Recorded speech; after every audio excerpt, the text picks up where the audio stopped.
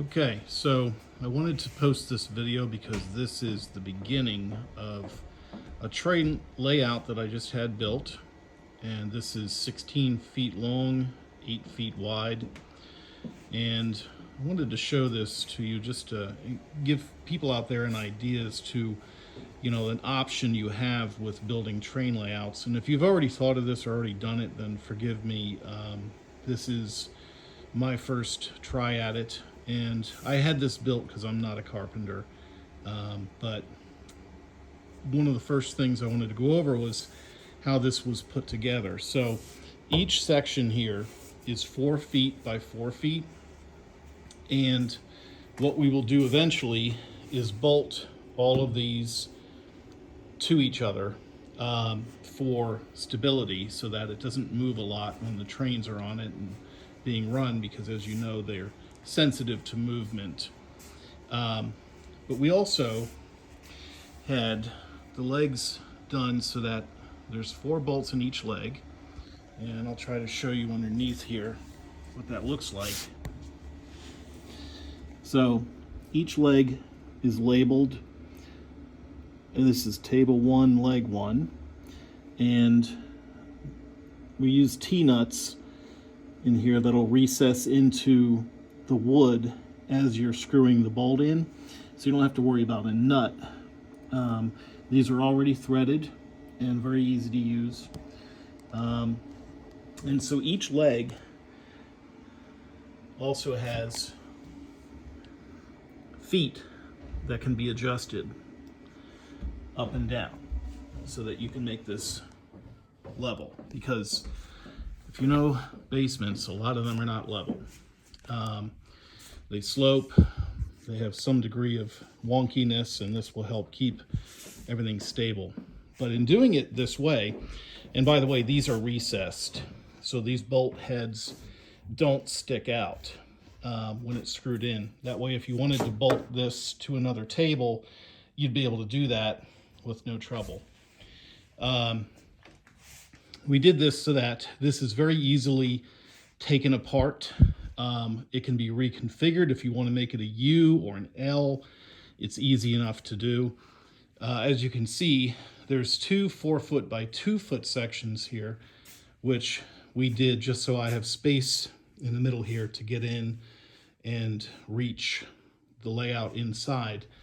And I was actually thinking of moving this to the very edge over here, so I have an opening, a 2-foot opening here, and doing a bridge across that opening, just for a little dramatic effect. I thought that might be a nice touch.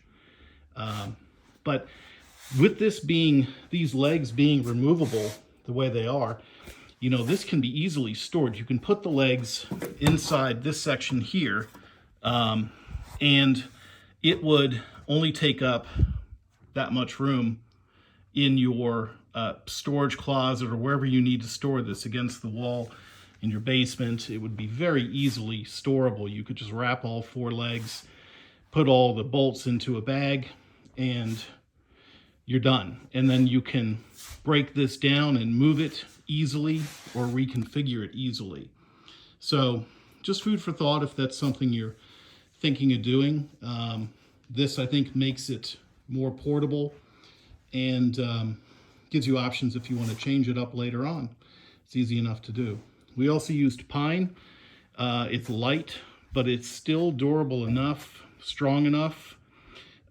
With each, with 4 bolts in each leg, this isn't going anywhere. So for the relatively light amount of weight that's going to be on it, it's more than enough strength to hold the trains and buildings that would be on it.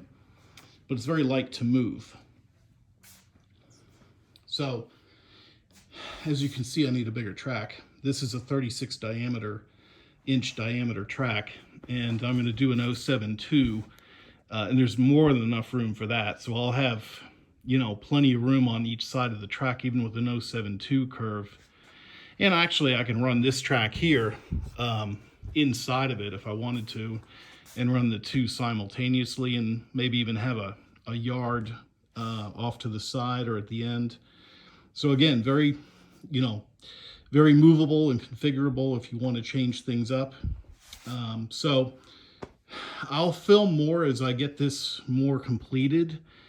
We just got this put together today and just wanted to do this quick video just to kind of show you how this is beginning. And then I'll do more as it gets a little more completed and once I get things running on it.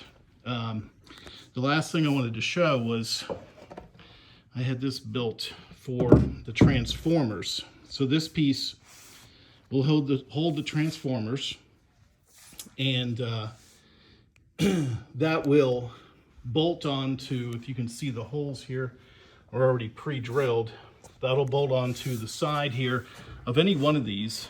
And what we can do is we can pre-drill a few different tables so that this can be removed and hung on a different table if I change up the configuration. And this will be nice and sturdy and keep the transformers off of the layout. So it gives me more room for buildings and just makes it nicer looking, you know, because this will hang off the side like so. So anyway, that's all I wanted to show you. Thanks for watching, and I'll post more as I get more done. Have a good night.